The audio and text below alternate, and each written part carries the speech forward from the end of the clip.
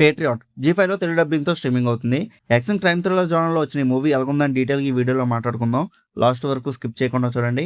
ఇంకా మూవీలో స్టోరీలన్నీ సింపుల్గా చెప్పాలంటే, గవర్నమెంట్ డిఫెన్స్ ఎక్సైట్ డానియల్ అయిన మమ్ముట్టి ప్రజల ఫోన్ డేటాని దొంగలించిన పెరిస్కోప్ స్పైవార్ స్కామ్ని బయటపెట్టడానికి చూస్తూ ఉంటాడు. ఈ ప్రాసెస్లో అతని లైఫ్ అనేది ప్రమాదంలోకి రాగా ఎక్స్ సోల్జర్ రహీమైన మోహన్ లాల్ అతన్ని ఎలా కాపాడాడు అనేది మూవీలో మెయిన్ కాన్సెప్ట్. ఇంకా సినిమా ఎలా ఉందనంటే, ఫస్ట్ హాఫ్ ఈ మూవీకి బిగ్గెస్ట్ స్ట్రెంత్ అని చెప్పొచ్చు.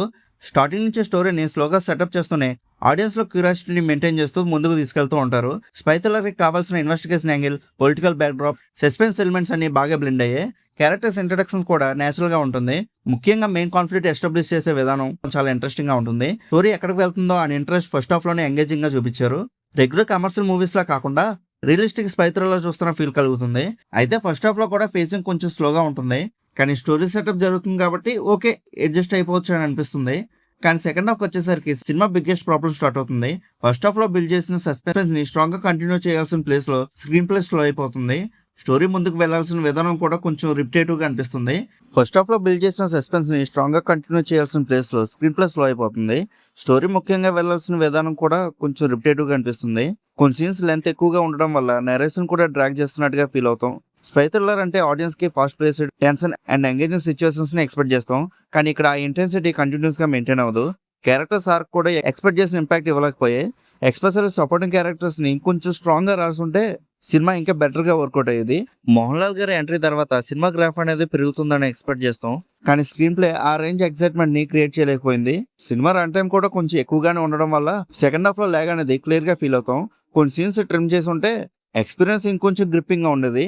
క్లైమాక్స్ విషయానికి వస్తే సినిమా మొత్తం బిల్డ్ చేసిన టెన్షన్కి తగ్గట్టుగా అంత ఇంపాక్ట్ఫుల్గా ఇవ్వలేకపోయింది. స్పై థ్రిల్లర్లో జనరల్గా మనం ఏం ఎక్స్పెక్ట్ చేస్తాం, clever twist and smart execution కదా, కానీ ఈ క్లైమాక్స్ అనేది చాలా రొటీన్గా అనిపిస్తుంది. ఇంకా డ్రామా ఎక్స్పర్ట్స్ గురించి మాట్లాడుకుంటే ఎమోషనల్ సీన్స్ ఉన్నాయి, కానీ మనకు అంత స్ట్రాంగ్ కనెక్షన్ అనేది క్రియేట్ చేయలేకపోయాయి. క్యారెక్టర్స్ మధ్య ఎమోషనల్ బాండింగ్ ఇంకొంచెం డెప్త్ ఉంటే ఇంకా ఇంపాక్ట్ఫుల్గా ఉండేది. యాక్షన్ సీన్స్ విషయానికి వస్తే కొన్ని stage sequences and fight sequences డీసెంట్గా ఉన్నాయి, కానీ అన్ని సీన్స్ మెమొరబుల్గా అయితే అనిపించవు. హాస్పిటల్ సీక్వెన్స్లో వచ్చే యాక్షన్ బ్లాక్ మాత్రం బాగానే వర్కౌట్ అయింది. ఆ సీన్లో స్క్రీన్ ప్రెజెన్స్ అండ్ టెన్షన్ రెండు బాగుంటాయి. ఇంకా పెర్ఫార్మెన్సెస్ విషయానికి వస్తే మమ్ముట్టి గారు మరోసారి తన ఎక్స్పీరియన్స్ని స్క్రీన్ మీద చూపించారు. క్యారెక్టర్కి కావాల్సిన సీరియస్నెస్ని బాగా క్యారీ అవుట్ చేశారు. మోహన్ లాల్ గారు రోల్ లిమిటెడ్గా ఉన్నా స్క్రీన్ మీద కనిపించిన ప్రతిసారి అటెన్షన్ని గ్రాప్ చేశారు. కానీ క్యారెక్టర్ రైటింగ్ ఇంకొంచెం స్ట్రాంగ్గా ఉండుంటే ఇంకా బాగుండేది. ఫాత్ ఫాజిల్ క్యారెక్టర్ కాన్సెప్ట్ బాగున్నా ఎగ్జిక్యూషన్ అంత వర్కౌట్ అవ్వలేదని అనిపిస్తుంది. ఫాత్ ఫాజిల్ లాంటి యాక్టర్ నుంచి ఆడియన్స్ ఎక్స్పెక్ట్ చేసే రేంజ్ ఇంపాక్ట్ ఇవ్వలేకపోయింది క్యారెక్టర్ అనేది. ఇంకా కుంచాకో అండ్ నయనతార గారి క్యారెక్టర్స్ స్టోరీలో లిమిటెడ్ గానే అనిపించాయి. టెక్నికల్ గా సినిమా చాలా రిచ్ గా ఉంది.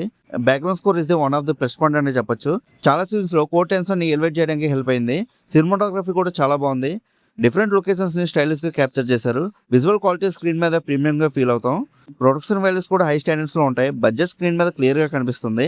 Director Mahesh Narayan and concept wise మంచి ఐడియాని సెలెక్ట్ చేశారు, కానీ స్క్రీన్ ప్లే లెవెల్లో ఇంకొంచెం గ్రిప్పింగ్ గా హ్యాండిల్ చేసి ఉంటే బెటర్ గా అనిపించేది.